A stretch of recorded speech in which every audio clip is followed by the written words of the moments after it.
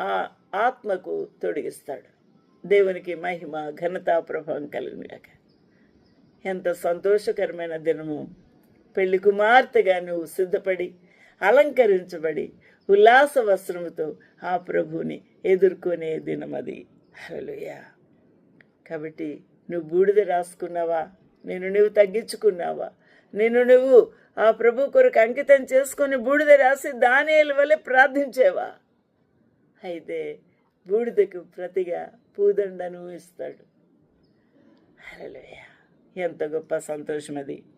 ఈ రోజున భారభరితమైన ఆత్మతో ప్రసవ వేదన పడుతూ నువ్వు ప్రార్థన చేసి కన్నీరు విడిచి ఆత్మల సంరక్షణ కొరకు, ఆత్మరక్షణ కొరకు, నీ భర్త రక్షణ కొరకు, నీ బిడ్డల రక్షణ కొరకు, నీ కుటుంబీకుల రక్షణ కొరకు, నీ దేశ ప్రజల రక్షణ కాపుదల కొరకు నువ్వు కన్నీళ్లు కార్చి ప్రసవ వేదన పడితే ఆ ప్రభు నీకు ఆ భారభరితమైన ఆత్మను తీసివేసి నీకేం చేస్తాడు?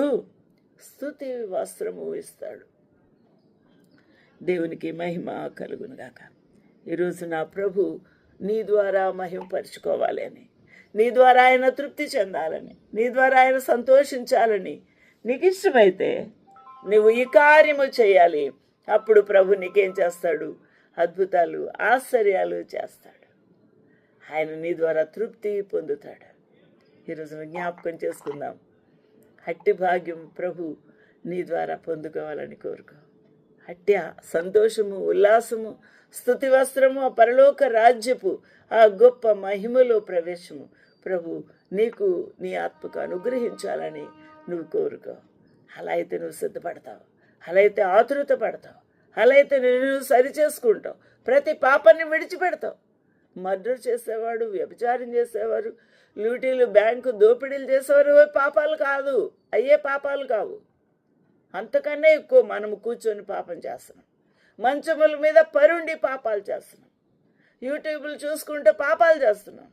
అనేకులు మనతో చెప్తూ ఉండగా వారితో మాట్లాడుతూ పాపాలు చేస్తున్నాం. ద్వేషము, కలహము, ఈర్ష, పగ మన హృదయాలు దాచుకొని పాపం చేస్తున్నాం. ప్రభు వీటిని క్షమించడానికి సిద్ధంగా ఉన్నాడు. నువ్వు సిద్ధంగా ఉంటావా? నువ్వు సిద్ధంగా ఉన్నావా? ఆలోచన చేద్దాం.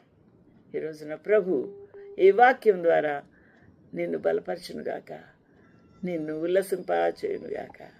నూతన వస్త్రముతో, ఉల్లాస వస్త్రముతో అలంకరించి ఆ పెళ్లి కుమార్తె ఆ యొక్క సిద్ధపాటులో నిన్ను కూడా ఉంచునుగాక. ఆమేన్. ప్రభు మనల్ని సిద్ధపరచునుగాక.